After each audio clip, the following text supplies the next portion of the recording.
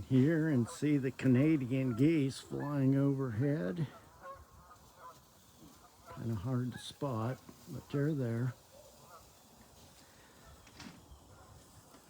It's the end of January here in the Limberlost swamp area. And we have family coming over today. It's always a fun time. It's cold. My wife likes to cook and I like to eat. Ah, there's a squirrel over there. You can't see him, but I do. Let's see if I can bring him in there. See if you can spot that little guy down in there. I'm sure you can if you look hard enough.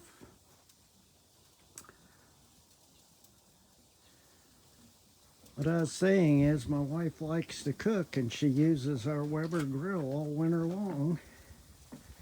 I'll show you what she's cooking here today. She calls it ginger chicken.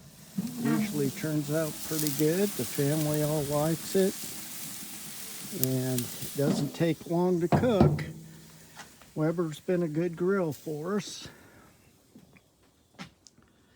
But you can see the snowy background. That's our lot to the south. And then we have another lot to the north. I guess I could turn it up a little. Oh, I think it needs to be turned. I thought so too. It's not going to take long to finish that.